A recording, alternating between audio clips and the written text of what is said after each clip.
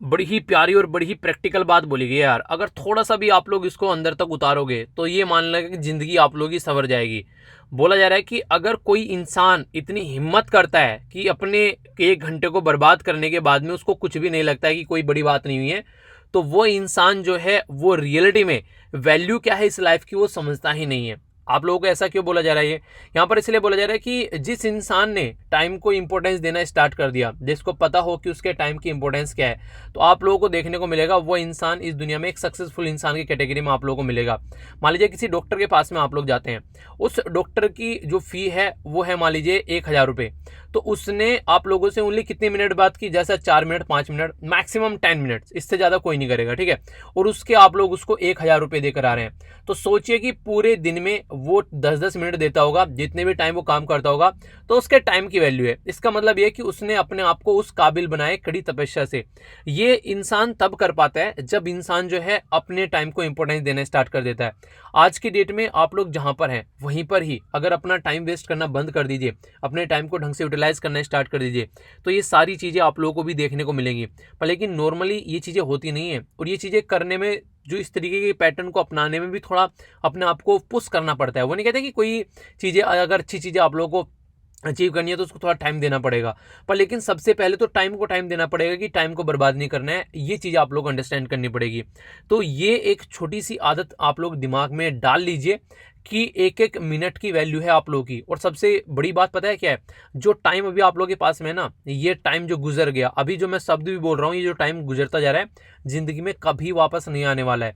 देखिए, सारी चीज़ आप लोग मैक्सिमम ज़िंदगी में फिर से खरीद सकते हैं, पैसा हो तो फिर से आप लोग सारी चीज़ें ले सकते हैं आज की डेट में। पर लेकिन अगर टाइम एक बार निकल गया ना, तो आप लोग कभी भी उसको वापस नहीं ला सकते हैं। तो कभी भी टाइम के साथ में कोई भी कोताही नहीं बरतनी है, ठीक है। तो ये बात याद रखिएगा, टाइम को हमेशा इंपॉर्टेंस आप लोगों को देनी है। ओके, बड़ा ही प्यारा आज का ये डिस्कशन रहने वाला है। बहुत कुछ आप लोगों को यहाँ पर जानने को मिलेगा। पर आगे बढ़ने से पहले क्वेश्चन है, क्वेश्चन आप लोग अटेम्प्ट कीजिए, देखता हूँ फिर आप लोग को ये चीज़ें जो है डिस्कस भी करूँगा जब हम लोग आगे आर्टिकल के अंदर चलेंगे, ठीक है। तो सबसे पहले तो आप लोग ये वाला क्वेश्चन बताइए। बात की जा रही है अभी एक पर्टिकुलर स्टेट के बारे में। इस स्टेट का नाम बताना है जो कि मेडिटेरेनियन सी को अटलांटिक ओशन के साथ में कनेक्ट करता है। यहाँ पर क्रेच स्टेट इसी के साथ में बात की जा रही है। यह है डार्डेलिन्स स्टेट। यहाँ पर बात की जा रही है स्टेट ऑफ जिब्राल्टर, या फिर नन ऑफ द अबव।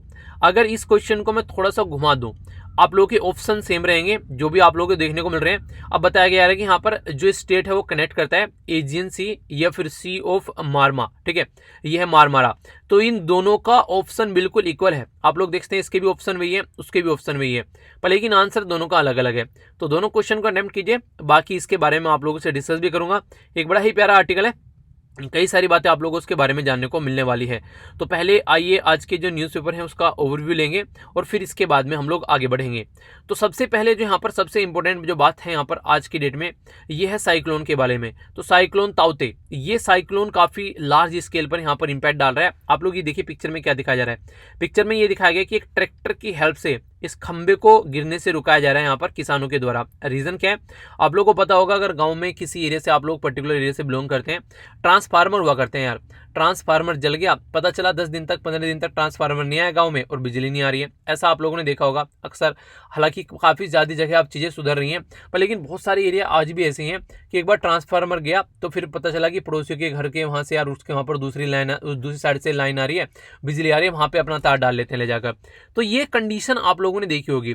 तो बिजली की क्या इंपॉर्टेंस है आज के डेट में, तो वो यहाँ पर समझाने की कोशिश की जा रही है एक तरीके से कि अगर ये खंभा टूट गया तो फिर यहाँ पर आसपास वाले एरिया में काफ़ी दिक्कत बिजली की देखने को मिलेगी।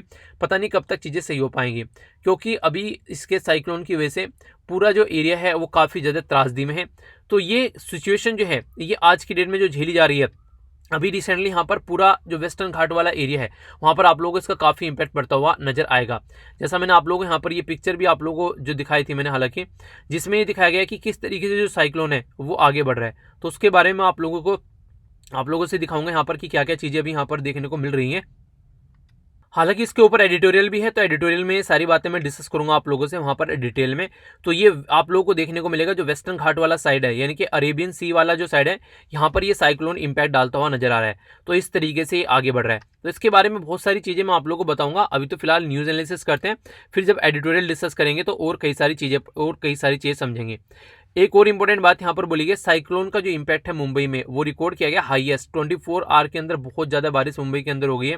और हमारी जो ये बड़ी बड़ी सिटी हैं, आप लोगों ने पहले भी देखा होगा, पहले भी कई सारी सिटीज़ में रिसेंटली यहाँ पर बाढ़ आ गई थी। अगर ऐसी ऐसी सिटीज़ को भी हम लोग ढंग से समझ नहीं पा रहे हैं, उनको ढंग से डेवलप नहीं कर पा रहे हैं, तो फिर कैसे काम चलेगा। तो अभी इसी के चलते यहाँ पर हमारी कंट्री में सारा सिस्टम लगाया जा रहा है।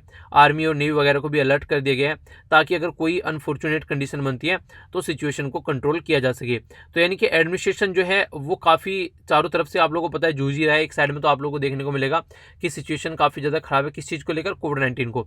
और ऊपर से ये कंगाली में आटे गीले वाली बात हो गई, यानी कि एक तरीके से दिक्कत ऑलरेडी है, ऊपर से यहाँ पर ये वाली दिक्कत आ गई। तो वही सारी चीज़ें हैं यहाँ पर जो कि हम लोग को थोड़ा सा ध्यान रखना पड़ेगा इसके बारे में। बाकी अब साइक्लोन की वार्निंग के बारे में बात की गई थी यहाँ पर अभी, उसमें बोला गया कि ऑरेंज वार्निंग इशू की गई है आईएमडी के द्वारा। आईएमडी क्या है, इसको बोलते हैं इंडियन मेट्रोलॉजिकल डिपार्टमेंट, यानी कि जो भविष्यवाणी करता है मौसम के बारे में। तो ये वो वाला डिपार्टमेंट है। इस वाले डिपार्टमेंट में जो आईएमडी के बारे में बात की जा रही है, तो ये आईएमडी बताता है यहाँ पर 4 तरीके के सिग्नल। ये इंपॉर्टेंट है, थोड़ा सा ध्यान से सुनिएगा, डायरेक्ट क्वेश्चन कई बार बन जाता है। ग्रीन सिग्नल अगर देता है आईएमडी, इसका मतलब है कि ऑल इज वेल, ठीक है। तो 3 डेट वाली बात बोलता है ऑल इज वेल, ठीक है। पता चला बाद में ऑल इज वेल बोल के सो रहा था वो यहाँ पर, रात उसको दिखता नहीं था इंसान को।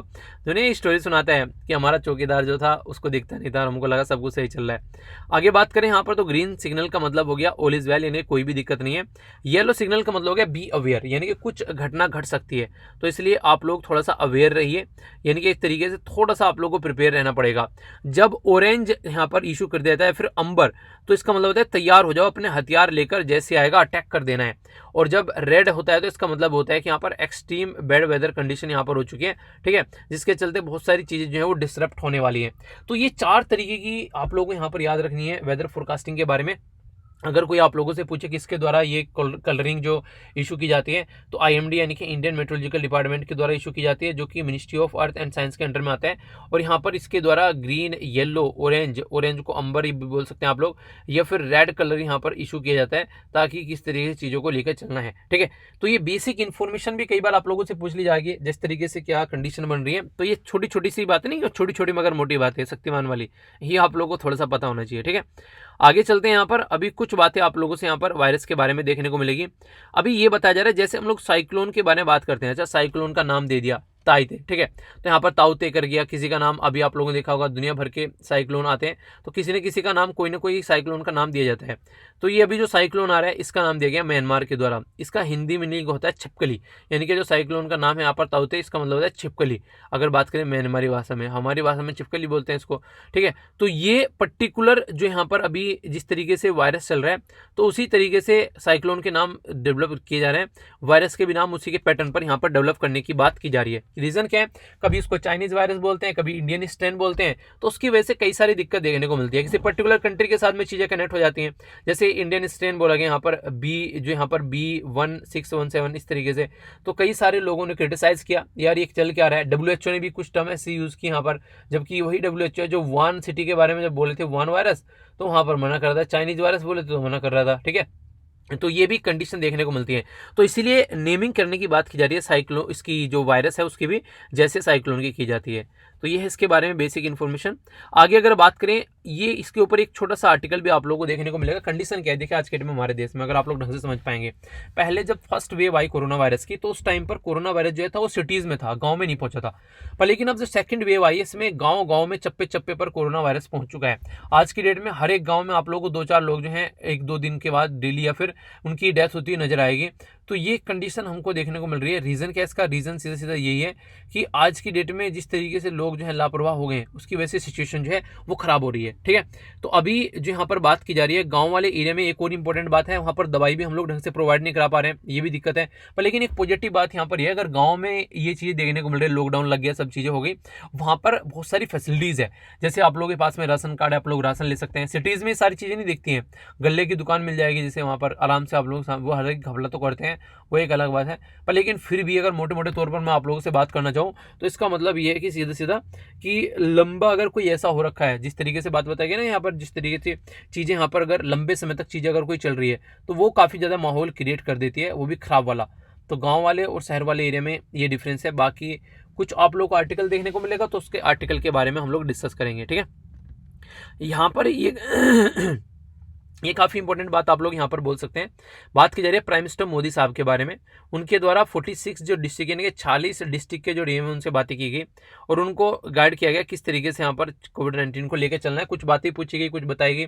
पर लेकिन आप लोगों ने देखा होगा डिस्ट्रिक्ट जो मजिस्ट्रेट होते हैं यानी कि डीएम जो होते हैं वो नॉर्मली एक राज्य के अंदर आते हैं, ठीक है। अब राज्य की अथॉरिटी होती है नॉर्मली वहां पर लेकिन सेंट्रल गवर्नमेंट ने पहले एस्पायरेशन जो डिस्ट्रिक्ट वाला कॉन्सेप्ट लेकर आए।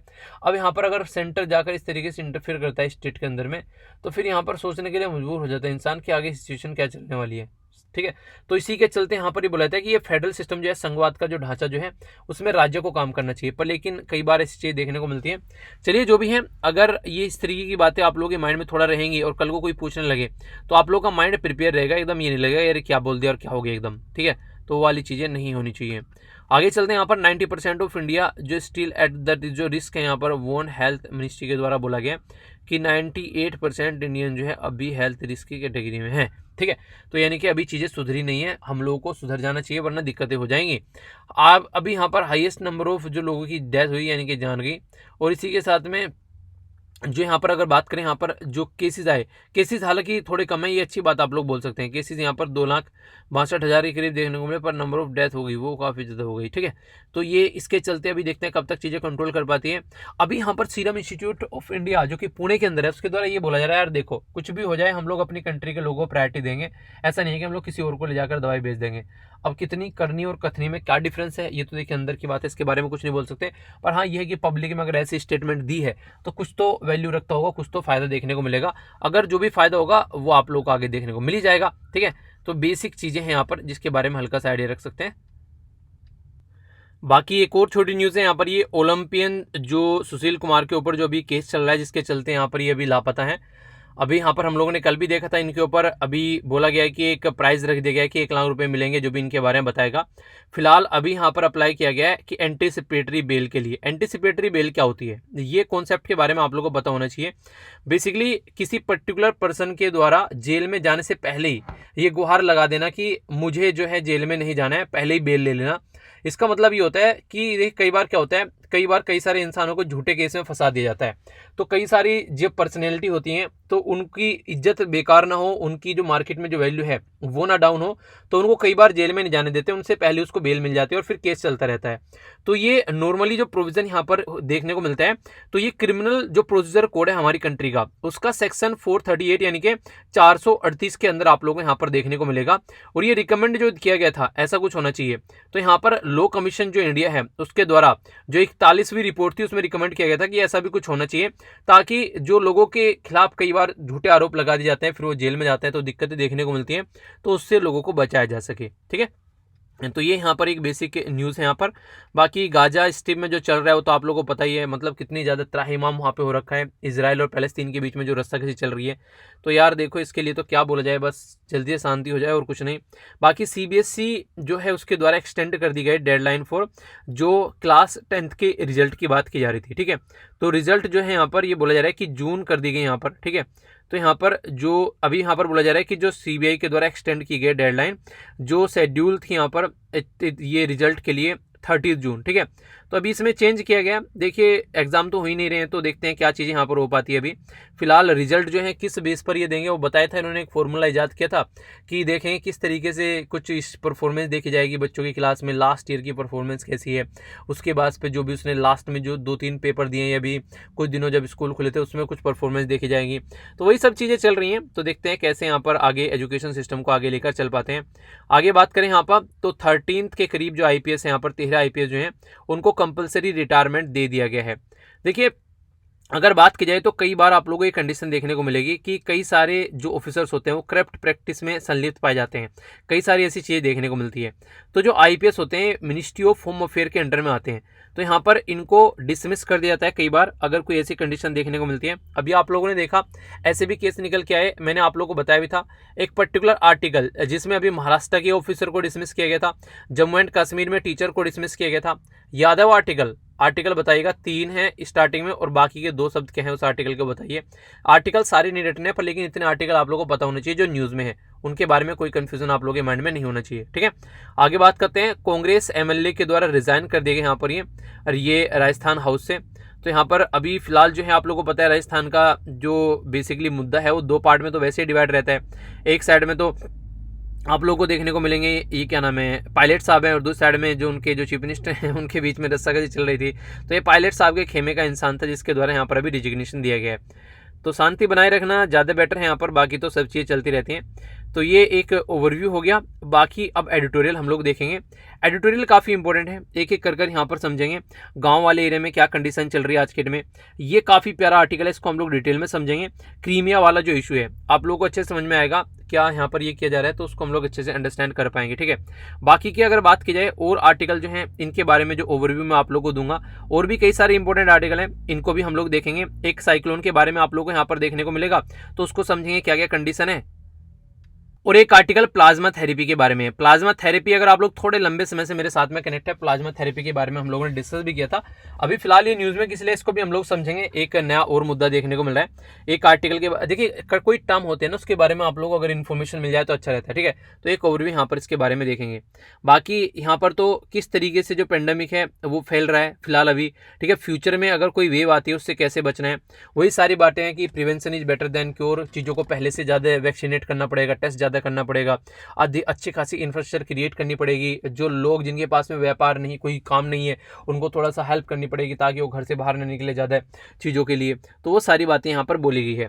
तो ये साइड में जो आर्टिकल है यहाँ पर आप लोगों को पता है यूएसए के बारे में फिलहाल अभी क्या बातें चल रही है। यहाँ पर बातें की जा रही है कि यूएसए जो है वो यहाँ पर इंडिया के द्वारा बोला गया कि जो भी ट्रेड रिलेटेड जो राइट्स होते हैं आप लोग उनमें थोड़ा चेंज कीजिए पेटेंट वगैरह में। तो उसी के बारे में यहाँ पर बात की जा रही है, समझेंगे इसके बारे में। और बाकी यहाँ पर जो है ये तमिलनाडु से रिलेटेड आर्टिकल है कि किस तरीके से डेवलपमेंट किया जा सकता है, पॉलिटिक्स कैसे चल रही है, तो वो सब मुद्दे हैं।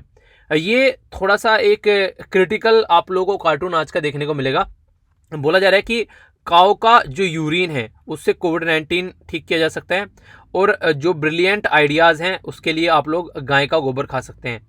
तो देखिए सोसाइटी में कई बार आप लोगों को ये ऐसी चीज़ें देखने को मिलेंगी, इनके बारे में कई बार बात की जाती है। ठीक है, देखिए ये कि एक चीज़ जो है मान लीजिए गाय का जो मूत्र है वो माना जाता है, कई सारी चीज़ों के लिए माना जाता है कि वो फायदेमंद है, पर लेकिन आप लोग उसको रामबाण मान ले कि वो हर एक बीमारी के लिए ठीक होगा, तो ये दूसरे एक इंसान की ज़िंदगी के साथ में खिलवाड़ करने वाली बात हो जाती है। ठीक है, तो उसी के ऊपर क्रिटिक होकर यहाँ पर ये आर्टिकल इनके द्वारा बनाया गया है। ये पर्सनैलिटी कौन है जो यहाँ पर कार्टून के फॉर्म में आप लोगों को दिख रही है, इनका नाम आप लोगों को बताना है। जो रिसेंटली न्यूज़ में होते हैं उन्हीं के ऊपर ये कार्टून आते हैं, इनका नाम आप लोग बताइए। और आप लोग देखिए कई बार आप लोगों ने आसपास में भी देखा होगा ये ऐसी भ्रांतियां रहती हैं, तो इन सब चीज़ों से दूर रहिए। अगर कोई ऐसी चीज़ें देखने को मिलती है तो इनको क्रिटिसाइज कीजिए एक तरीके से, मतलब इनको नकार दीजिए कि ये फालतू की चीज़ें, इनसे अपने डिस्टेंस बना के रखते हैं। ठीक है, तो ये ऐसी चीज़ें आप लोगों को समझ में आनी चाहिए। ओके, तो आइए सबसे पहले एक छोटी सी नज़र हम लोग डालेंगे प्लाज्मा थेरेपी के ऊपर। प्लाज्मा थेरेपी को समझने के लिए पिक्चर आप लोगों को देखनी पड़ेगी साइड में जो भी है। पहले तो इसका कुछ नाम भी होते हैं जो कि आप लोग समझ सकते हैं। अभी ये न्यूज़ में किस लिए वो भी एक बार देख लीजिए। प्लाज्मा थेरेपी न्यूज़ में इसलिए कोविड-19 के जो भी मरीज थे उनके लिए इसको यूज़ किया जा रहा था, उनकी बीमारी को कंट्रोल करने के लिए। तो ICMR यानी कि Indian council of medical research ने भी ये बोल दिया है कि कोविड-19 के ट्रीटमेंट के लिए यहाँ पर अब ये अलाउ नहीं की जाएगी, ये वैलिड तरीका नहीं है, ये सही रिजल्ट निकाल कर नहीं लेकर आ रही है। ठीक है, तो ये बात इनके द्वारा बोली गई, तो उसी के चलते ये न्यूज़ में है। प्लाज्मा थेरेपी को यहाँ पर आप लोगों ने सुना है, यहाँ पर इसको कॉन्वलेंस जो बेसिकली प्लाज्मा थेरेपी के नाम से भी इसको जानते हैं, तो ये इसी का नाम है। अभी फिलहाल यूएसए का जो फूड एंड ड्रग एडमिनिस्ट्रेशन है जो कि यहाँ पर काम करता है, उसके द्वारा ये ऑथराइजेशन किया गया था कि प्लाज्मा थेरेपी को आप लोग यूज़ कर सकते हैं कोविड-19 के मरीजों के लिए, ताकि उनकी बॉडी में एंटीबॉडी डेवलप की जा सके। तो ये ऑलरेडी देखने को मिला था। अभी कंडीशन क्या बन गई यहाँ पर, कंडीशन ये बन गई कि सिचुएशन अब एक अलग तरीके से यहाँ पर देखने को मिल रही है, जिसके चलते अब सिचुएशन सुधरी कैसे वो हम लोग को जानना पड़ेगा। अब ये पॉइंट आप लोग समझ पाएंगे, इसको पॉइंट को आप समझिए क्या बात की जा रही है। मान लीजिए ये पर्टिकुलर पर्सन मैं हूँ, ठीक है, मुझे कोविड-19 हुआ, कोविड-19 होने के बाद में मैं रिकवर कर गया। ठीक है, यानी कि रिकवर कर गया, फिर मैं ठीक हो गया। ठीक होने के बाद में इसका मतलब ये कि मेरी बॉडी में जो है वो एंटीबॉडी डेवलप हो चुकी है। अब यहाँ पे मेरी बॉडी में जब भी कोरोना वायरस आएगा, मेरी बॉडी की क्षमता इतनी हो चुकी है कि मेरी बॉडी का जो इम्यून सिस्टम है वो यहाँ पर इसको अपनी लपेट में ले लेगा, जो कि कोरोना वायरस को, यानी कि मैं रिकवर होकर आ चुका हूँ। तो अब यहाँ पर मेरी बॉडी के अंदर का जो प्लाज्मा है, अगर कोई पर्टिकुलर पर्सन अगर कोई बीमार हो रहा है, उसको कोविड-19 की बीमारी है, तो मेरा प्लाज्मा अगर उस पर्टिकुलर पर्सन की बॉडी में जाएगा तो इससे फायदा ये देखने को मिलेगा, उस इंसान के अंदर भी वो एंटीबॉडीज जाएंगी और उसकी शरीर भी यहाँ पर कहीं ना कहीं काफ़ी हद तक जो है वो बीमारी के साथ में लड़ने में हेल्प करेगी। ये चीज़ें काफ़ी हद तक कारगर साबित हो रही थी जब स्टार्टिंग में फर्स्ट वेव देश के अंदर देखने को मिली, पर लेकिन जब से सेकंड वेव यहाँ पर सामने निकल कर आ रही है, ये सारी चीज़ें जो है ये माना जा रहा है कि धरी की धरी रह गई हैं, क्योंकि एक तो म्यूटेशन जो है वो ज़्यादा हाई पावर का देखने को मिल रहा है। नॉर्मली जो दवाई चल रही है, ठीक है, जो एस्ट्राजेनेका हो गया, ये इसी के साथ में कोविशील्ड हो गया, वो भी यहाँ पर ढंग से काम नहीं कर पा रही है हमारी कंट्री के अंदर। तो सिचुएशन ये है कि अभी फिलहाल कोविड-19 जो है वो विकराल रूप ले रहा है। तो यहाँ पर प्लाज्मा थेरेपी को ये बोला गया ICMR के द्वारा कि इसको यूज़ नहीं करेंगे, ठीक है। तो इसकी वजह से एक कंडीशन देखने को मिल रही है। तो इसी के बारे में बात की जा रही है कि बॉडी में अगर जाएंगे सामने वाले का प्लाज्मा तो एंटीबॉडी डेवलप करेगा, तो इसके चलते सिचुएशन को हम लोग उस तरीके से कर पाएंगे। तो यही बातें यहाँ पर समझाने की कोशिश की गई है। तो ये है पूरा प्लाज्मा थेरेपी के बारे में। ये बातें किसके द्वारा बोली गई है? बातें बोली गई है ICMR के द्वारा। इसको बोलते हैं Indian council of medical research. ICMR के द्वारा ये बोला गया है कि यार देखो, आज की डेट में जो है कोविड-19 का जो इम्पैक्ट है वो बढ़ रहा है, और प्लाज्मा थेरेपी के ऊपर अगर कोई डिपेंडेंट रहता है तो उस इंसान की जान जा सकती है कि वो प्लाज्मा थेरेपी के ऊपर बैठा हुआ है, अच्छा एंटीबॉडी डेवलप होगी शरीर में, अब कोई दिक्कत ही नहीं है, पर लेकिन ऐसा हो नहीं रहा है, ठीक है। तो ये प्रॉब्लम यहाँ पर देखने को मिल रही है, तो इसके बारे में आइडिया रख सकते हैं। आगे बात करें इंडियन काउंसिल ऑफ मेडिकल जो रिसर्च है उसके बारे में अगर आप लोगों से बात करूं, तो यहाँ पर ये बोला जा रहा है कि अभी रिसेंटली यहाँ पर इसका बेसिकली ये पहले तो आप लोग ये याद रखिएगा कि ये किस मिनिस्ट्री के अंडर में आती है। तो ये ministry health and family welfare के अंडर में आती है। पहले ये जो ऑर्गेनाइजेशन थी इसको 1911 में बनाया गया था, यानी कि 100 साल से भी पुरानी ये ऑर्गेनाइजेशन हो चुकी है। और जब इसको बनाया गया था, इसका नाम जो था वो था Indian research fund association, Indian research fund association. फिर बाद में इसका नाम चेंज किया गया, अब इसका नाम है इंडियन काउंसिल ऑफ एग्रीकल्चर, जो sorry Indian council of medical research. तो इसका हेडक्वार्टर न्यू दिल्ली में है और बलराम भार्गव जो है वो इसके डायरेक्टर जनरल है, ठीक है। तो ये इसके बारे में बेसिक इन्फॉर्मेशन है। काम क्या करती है? हमारी कंट्री में बायोमेडिकल जो भी रिसर्च होती है, जैसे अभी कोविड-19 के बारे में बात की, तो ये इसकी अध्यक्षता में आप लोगों को देखने को मिलती है, कई बार उसको काफ़ी अच्छे से टैकल करके चलती है। और अगर बात करें यहाँ पर Indian council of medical research जो है उसका जो फंक्शन है वो रीडिज़ाइन किया गया। पहले जो फंक्शन थे, अब इसको ज़्यादा पावरफुल बॉडी बनाने की कोशिश की गई है यहाँ पर। अभी इसके चलते ये न्यूज़ में रहती है कई बार कि जो भी कोविड-19 से रिलेटेड बातें होती हैं, ठीक है। तो एक बेसिक इन्फॉर्मेशन याद रखिएगा इसके बारे में। बाकी कई सारी कंट्री ने भी कंसर्न दिखाया, जैसे चाइना हो गया, और भी कई सारी कंट्री सामने निकल कर आई कि यार ये इंपैक्ट डाल रही है गलत तरीके से, ठीक है, इसको यूज़ करना बंद कर दो। तो उसके चलते भी बातें देखने को मिली, ठीक है। आइए अब आगे चलते हैं नेक्स्ट आर्टिकल की ओर।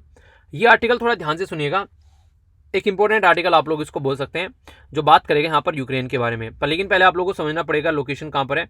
ये इंडिया हो गया, अपनी प्यारी कंट्री हो गई, ये यूक्रेन हो गया, ये रसिया हो गया, ये USA हो गया, ठीक है, और यहाँ पर ये हो गया तुर्की। तो ये अलग अलग तरीके से आप लोगों को न्यूज़ में देखने को मिलेंगे। तो इसलिए मैंने पहले आप लोगों को मैप में दिखा दिया कि कंडीशन जो भी हो आप लोगों के माइंड में क्लैरिटी होनी चाहिए, ठीक है। समझते हैं ये क्या क्या बातें बोली गई आर्टिकल में। टाइटल जो दे सकते हैं आप लोग इस आर्टिकल का, इसको यूक्रेन क्राइसिस आप लोग यहाँ पर बोल सकते हैं। रीज़न क्या है? ये यूक्रेन के एरिया में ही दिक्कत यहाँ पर देखने को मिल रही है। दिक्कत क्या देखने को मिली थी, आप लोगों को पूरी कहानी कई बार बता चुका हूँ, फिर से एक बार रिवाइज करा देता हूँ। देखिए यहाँ पर आप लोग मैप में इसको देखिए, आप लोगों ने वैसे तो लोकेशन देख ली, पर अब आप लोग इस वाले मैप में आ चाहिए। ये यूक्रेन है, ये यूक्रेन के नीचे क्रीमिया है। क्रीमिया रसिया के द्वारा रेफरेंडम करा के अपने अंडर में ले लिया। आप लोग बोलेंगे, मैं कई बार बोलता हूँ इसको हथिया लिया रसिया ने, तो हथिया कैसे लिया? देखिए जो ये यूक्रेन है और जो क्रीमिया है, जब USSR हुआ करता था उस टाइम पर ये USSR का पार्ट थे, पर लेकिन फिर USSR गया और रसिया बन गया। तो रसिया जो बना, फिर यहाँ पर ये सारी कंट्री छोटी छोटी कई सारी अलग हो गई। तो उस टाइम से अगर बात करें यहाँ पर रसिया का जो रवैया रहा है यहाँ पर, वो एक डिफरेंट रहा है यहाँ पर इन लोगों को लेकर। रसिया के यार हर एक कंट्री अपने फायदे के बारे में सोचती है। तो इनके द्वारा क्रीमिया वाला जो रीजन था वो अपने कंट्रोल में लेने की कोशिश की, क्योंकि ये बहुत इंपॉर्टेंट रीजन है रसिया के लिए।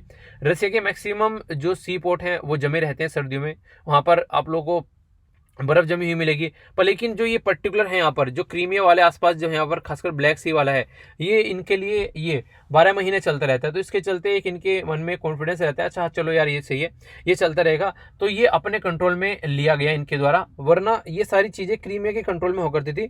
तो रसिया ये चाहता है कि उसके ऊपर किसी का एक दबाव ना बने, और जो इंपॉर्टेंट उसकी कंट्री के लिए चीज़ें हैं उसके कंट्रोल में रहे। तो इसी के चलते काफ़ी बुरी कंडीशन बनी यहाँ पर 2014 में। तो रसिया को बाहर निकाल दिया गया, G7 कंट्री रह गया, G8 और इनके रसिया एक बाहर निकल गया। तो उसके चलते काफ़ी बुरी कंडीशन यहाँ पर देखने को मिली।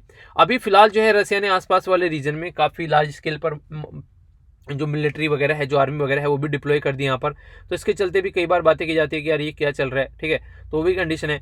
तो फिलहाल अभी यहाँ पर क्या किया जा रहा है, राइटर जो है वो सजेशन देकर स्टार्ट कर रहे हैं, बोले रसिया और जो अदर प्लेयर हैं यूक्रेन क्राइसिस में, उनको जरूरत है कि एक प्रूडेंट यानी कि विवेक के साथ में यहाँ पर अपना इस्तेमाल करें, विवेक का, और रिजोल्यूशन करें जल्दी से जल्दी जो दिक्कत देखने को मिल रही है। स्टैंड ऑफ देखने को मिलता है रसिया और यूक्रेन के बीच में, दिक्कत आती है तो कई सारी दिक्कतें देखने को मिलती हैं। तो फिलहाल ये इंटरनेशनल मीडिया के द्वारा भी चीज़ें कवर की जा रही है, काफ़ी लार्ज स्केल पर एक बड़ी प्रॉब्लम हो गई है।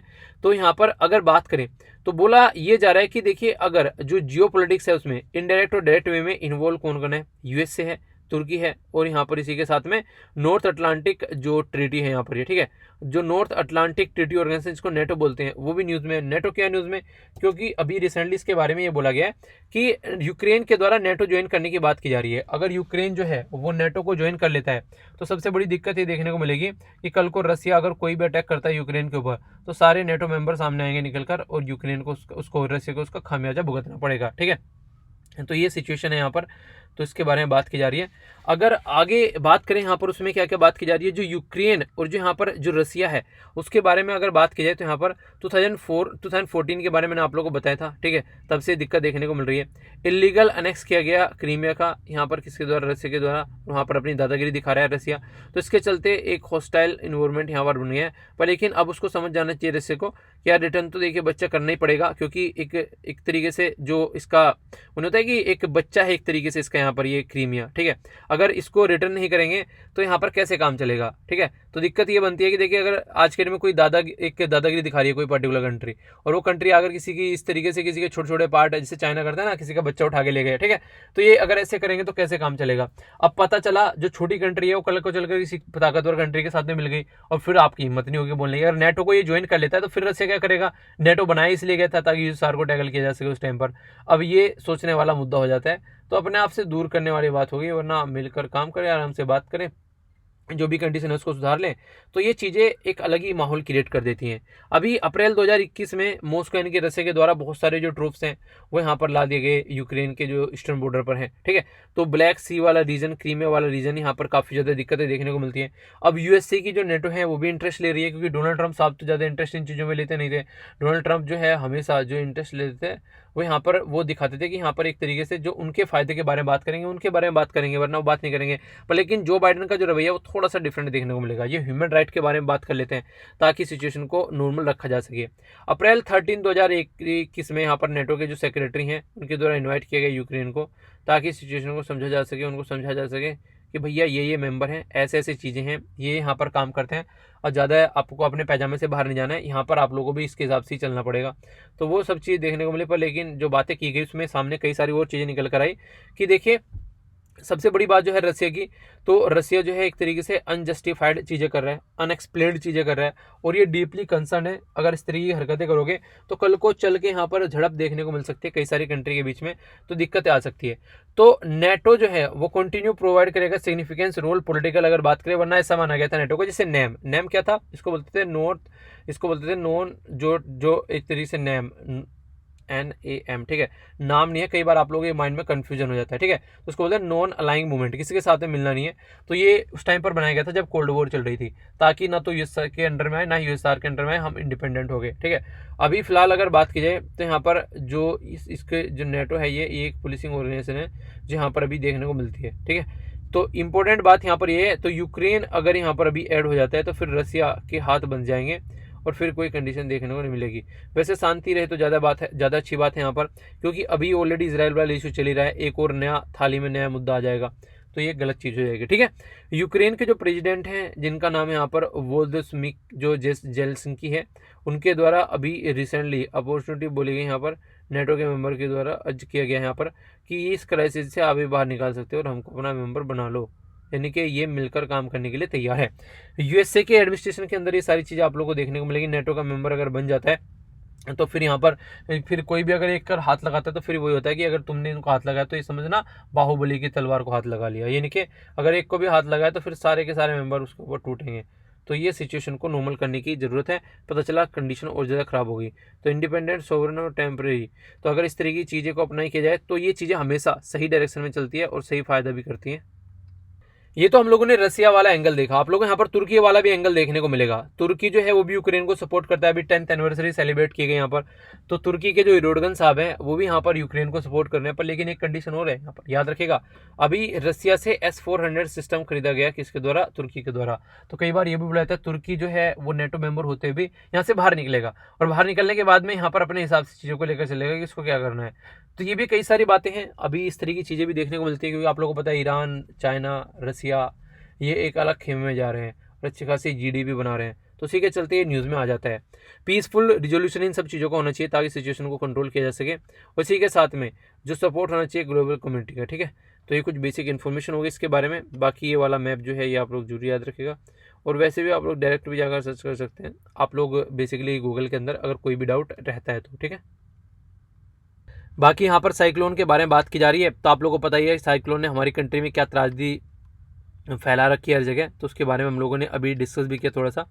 तो ये जो साइक्लोन है काफ़ी सीवियर कैटेगरी का बनता हुआ जा रहा है, और साइक्लोन का नाम म्यांमार के छिपकली शब्द से यहाँ पर निकाला गया, याद रखना। मिलियंस ऑफ जो लोग हैं ऑलरेडी कोविड-19 की चपेट में थे, ठीक है, तो कंगाली में आटा गीला हो गया। अभी यहाँ पर और लोग जो हैं अब साइक्लोन की चपेट में आ गए। तो किस तरीके से सिचुएशन नॉर्मल होनी चाहिए वो हम लोग को अंडरस्टैंड करनी पड़ेगी, क्योंकि ये जो चीज़ें हैं अभी यहाँ पर काफ़ी ज़्यादा त्रासदी में कन्वर्ट हो गई हैं, क्योंकि जो लोग हैं उन तक दवाइयाँ भी पहुँचानी, ऑक्सीजन सिलेंडर भी पहुँचाने, जहाँ साइक्लोन आ गया वहाँ पर वो चीज़ें ऑलरेडी हैम्पर हो जाएंगी। तो कैसे नॉर्मल होगा चीज़ें? तो साइक्लोन जो ताउते हैं यहाँ पर ये एक्सट्रीम सीवियर कैटेगरी में आ चुका है, जैसा मैंने आप लोगों को बताया भी था। एक्सट्रीम सीवियर का मतलब क्या होता है? इसका मतलब है कि इसकी स्पीड जो है वो 166 से लेकर 220 किलोमीटर पर आवर के हिसाब से चल रही है। इसको एक्सट्रीम सीवियर हम लोग बोलते हैं। तो ये एक्सट्रीम सीरियस की कैटेगरी में यहाँ पर आप लोगों को देखने को मिल रहा है, जिसके चलते काफ़ी सारे लोगों की यहाँ पर जान भी जा चुकी है, ठीक है। इसी के साथ में गोवा, महाराष्ट्र, गुजरात पर ये इम्पैक्ट काफ़ी लार्ज स्केल पर डाल रहा है। नेक्स्ट अगर बात की जाए, यहाँ पर आज के डेट में हमारी कंट्री में किसी भी तरीके की फैसिलिटी नहीं है। अगर बात करें अब तक यहाँ पर जो इतने सारे साइक्लोन आते हैं, हर साल आते हैं, फिर उनको भूल जाते हैं, ठीक है। कुछ भी काम होता है तो उसको भूल जाते हैं, तो भूलते टाइम यहाँ पर ये सिचुएशन नहीं रहती है कि आप लोग भूल गए तो क्या हुआ, सामने वाले के माइंड में तो याद रहता है। तो यहाँ पर जब भी क्वेश्चन देखे गया कुछ और काम होगा, तो वो सारी चीज़ें हैं, ठीक है। तो इन्हें कहने का मतलब यहाँ पर ये है कि किस तरीके से आप लोगों को चीज़ों को नॉर्मल करना है, वो अंडरस्टैंडिंग आप लोगों की होनी चाहिए। कल को अगर क्वेश्चन भी इसके ऊपर बन जाए तो आप लोगों को तैयार रहना चाहिए, और गवर्नमेंट को भी तैयार रहना चाहिए प्रॉब्लम का सोल्यूशन निकालने के लिए, ठीक है। तो इसके बारे में यहाँ पर बात की जा रही है। चलिए जो भी है समझते हैं। यहाँ पर बेसिकली आज के डेट में जो मानसून है हमारी कंट्री में काफ़ी अच्छा देखने को मिल रहा है। अभी जून स्टार्ट भी नहीं हुआ है, तो हमारी कंट्री में भी कंडीशन देखने को मिल रही है, तो उसी को लेकर चीज़ें आगे लेकर चलनी है। और देखिए साइक्लोन पहली बार नहीं आ रहा है, ठीक है। अभी यहाँ पर ये निसर्ग, ठीक है। तो ऐसा साइक्लोन देखने को मिलता है अरेबियन सी में। तो साइक्लोन कॉन्टिन्यूसली आते रहते हैं। आप लोगों को ये पता है कि यार ये चीज़ जो है मुझे दिक्कत करती है, ठीक है। और अगर ये चीज़ कॉन्टिन्यूसली हो रही है और आप लोग फिर भी उसका सोल्यूशन नहीं निकाल रहे तो फिर गलती है ना। आप लोगों को पता है ऐसी चीज़ होती है, और एक महीने भी होते हैं पर्टिकुलर कि उनमें ज़्यादा होती है, तो फिर भी आप लोग इग्नोर करके बैठे हैं। तो ये चीज़ें सही नहीं है। जिसका सोल्यूशन निकलना चाहिए उसका इमीडिएट सोल्यूशन निकालो, वरना लोगों की जान जा सकती है उसको लेकर, ठीक है। तो उसी के बारे में बात की जा रही है। अभी ट्विन क्राइसिस देखने को मिल रहा है, एक तो पेंडेमिक, दूसरा साइक्लोन हो गया। तो इसको कैसे मिटिगेट करना है, जैसे इससे बाहर निकलना है, तो वो वाली स्ट्रेटजी हमारे माइंड में क्लियर होनी चाहिए। मानसून तो हर साल आता है, बाढ़ भी हर साल आती है, साइक्लोन भी बीच बीच में आते रहते हैं, पर लेकिन क्या आप लोग तैयार हैं? फोरकास्टिंग अच्छी होनी चाहिए, डिजास्टर मैनेजमेंट अच्छा होना चाहिए। और बात की जा रही है drafting policies to increase the resilience and the among the communities, वो होना चाहिए ताकि सबको साथ में लेकर सबका विकास किया जा सके। IMD जो है उसके द्वारा बोला गया कि यार देखो पहले जो चीज़ें थी वो अप टू द मार्क नहीं हुआ करती थी, पर मैंने अब चीज़ें सुधार दी है, मैं भी अच्छी तरीके से यहाँ पर चीज़ों को प्रेजेंट करने लगा हूँ। तो IMD की जो फोरकास्टिंग है अक्टूबर से दिसंबर तक का, उसके बारे में बात करें तो यहाँ पर ये चीज़ देखने को मिलेगी। रिड्यूस किया जाए यहाँ पर इकोनॉमिक जो पावर को इसके द्वारा, ठीक है। तो ये कुछ चीज़ें हैं यहाँ पर जिसके बारे में आप लोग आइडिया रख सकते हैं। पॉपुलेशन पर इम्पैक्ट डाला है, इंफ्रास्ट्रक्चर पर इम्पैक्ट डाला है, लैंड और जो सेटलमेंट है उसके ऊपर भी इम्पैक्ट डालता हुआ नजर आ रहा है। क्वेश्चन भी आप लोगों से पूछा जा सकता है, accurate forest and resilient building hold the key to handling the severe cyclone, ठीक है। तो इसके ऊपर आप लोग कमेंट करना है। आवाज़ बहुत कम बोल रहा हूँ, पूरी रात से जो है ढंग से सोया नहीं हूँ। ढंग से क्या मतलब सोया नहीं हूँ, लगभग ऐसे ही कोई 10-15 मिनट, आधा पौना घंटा मुश्किल से सोया गया है। और आवाज़ इसलिए कम आ रही होगी क्योंकि जो ये लेक्चर चल रहा है आप लोगों का, ये गाड़ी में बैठ कर रिकॉर्ड कर रहा हूँ मैं, ठीक है। तो एडजस्ट कीजिएगा, 2-3 दिन तक ऐसी ही सिचुएशन चलने वाली है। अभी लेक्चर आप लोगों के आते रहेंगे, इस बात की मैं गारंटी देता हूँ, पर लेकिन लेक्चर में आवाज़ और ये सारी चीज़ें कुछ देखने को मिलेगी, क्योंकि कुछ ना कुछ चीज़ें ऐसी हैं जब ऐसी होती हैं तो देखो अपने हाथ में नहीं होती हैं, ठीक है। तो कुछ ऐसी चीज़ें हैं तो इसको थोड़ा एडजस्ट कीजिएगा, तो लेक्चर आप तक पहुँचेंगे, ये बस इसकी मैं गारंटी दे सकता हूँ। थोड़ा बहुत लेट भी हो सकता है हल्का सा, क्योंकि टाइम ऐसे होता है, गाड़ी में बैठ के रिकॉर्ड करना है, ठीक है, इंटरनेट की भी प्रॉब्लम रहती है कई बार, तो वो सारी चीज़ थोड़ी सी एडजस्ट कीजिएगा आप लोग। आईएमडी की जो एक्यूरेसी है फोरकास्ट की वो बेटर हो गई है, खुद आईएमडी ने बोला है, ठीक है। अवॉइड किया जा सकता है, लॉस को डिस्ट्रक्शन को भी यहाँ पर अवॉइड किया जा सकता है। इसी के साथ में अगर बात की जाए यहाँ पर कि जो हाई प्रायोरिटी देनी चाहिए हम लोगों को, जो खासकर अगर बात करें स्टडी किस तरीके से करनी है, ठीक है, किस तरीके से सुटेबल चीज़ों को लेकर चलना है, अवेयरनेस कैसे फैलानी है, ठीक है, प्रोवाइड करना है यहाँ पर अर्ली वार्निंग वगैरह जो होती हैं। इसी के साथ में आप लोग यहाँ पर फाइनेंशियल प्रोटेक्शन के बारे में बात की जा रही है, वो चीज़ें फोकस करके चलनी है। तो कई सारे ऐसी चीज़ें हैं और गवर्नमेंट के सामने चैलेंज है जिनका सोल्यूशन आप लोगों को निकालना है। तो ये बातें बोली जा रही हैं, ठीक है, मोटा मोटा आइडिया रखेगा। बाकी देखिए गांव वाले एरिया में भी पेंडेमिक पहुंच चुका है, काफ़ी लार्ज स्केल पर पहुंच चुका है, ये भी हल्का फुल्का नहीं, उन्हें कहते हैं कि ह्यूज इम्पैक्ट डाल रहा है आज के डेट में। तो उसी को यहाँ पर बताने की कोशिश की जा रही है कि अभी फिलहाल जो है हमारे गाँव में इंफ्रास्ट्रक्चर इतनी अच्छी नहीं है कि हम लोग चीज़ों को टैकल कर सके, पर लेकिन पेंडेमिक थोड़ी ना देख रहा है कि यार यहाँ पर अच्छा ढांचा है हेल्थ का, यहाँ पर इम्पैक्ट करता हूँ ताकि लोगों को हॉस्पिटल ले जाया जा सके, ऐसा थोड़ा ना होता है। तो वो चीज़ें बिल्कुल गलत है। यहाँ पर हम लोगों को सुधरना पड़ेगा, हम लोगों को चीज़ों को समझना पड़ेगा कि कैसे गाँव वाले एरिया में इंफ्रास्ट्रक्चर का डेवलपमेंट करना है, कैसे इंश्योरेंस लोगों तक पहुँचाना है। अगर कल को कोई बीमार होता है, इंश्योरेंस काफ़ी कम आप लोगों को देखने को मिलेगा। फर्स्ट वेव चलेगी, सेकंड वेव चलेगी, काफ़ी ज़्यादा स्केल पर सेकंड वेव के चलते गांव में चीज़ें पहुंच गई, क्या थर्ड वेव आएगी, उसको किस तरीके से आप लोग लेके चल रहे हो, तो वो भी एक काफ़ी बड़ा एक इम्पैक्ट यहाँ पर देखने को मिलता है। तो यानी कि कहने का मतलब ये है कि आज की डेट में गाँव शहर कोई भी एरिया क्यों ना है, वो कोविड-19 से अछूता नहीं रहा है, ठीक है।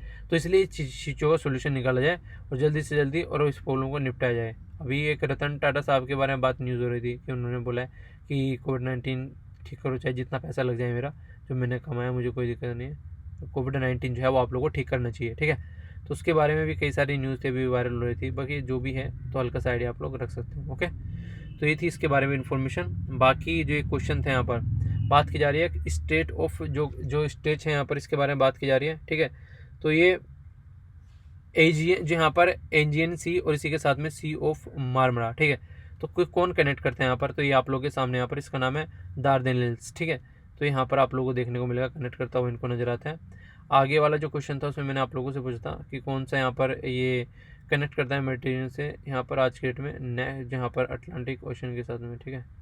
तो ये आप लोगों को बताना है। तो इसका आंसर क्या होगा, इसका आंसर तो मैंने आप लोगों को पहले बता रखा है, मैंने कम्युनिटी में भी ये क्वेश्चन डाला था। चलिए आप लोग खुद से अटैम्प्ट कीजिए इसको, नहीं आंसर मिलेगा तो कम्युनिटी में जाकर देख लेना, आंसर आप लोगों को मिल जाएगा।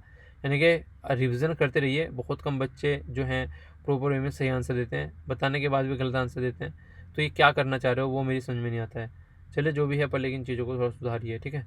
तो आज के लेक्चर में इतना ही। बड़ों को नमस्ते, छोटों को प्यार, छोटी सी लाइफ एंजॉय कर यार। मिलता हूँ नेक्स्ट लेक्चर में, तब तक के लिए जय हिंद।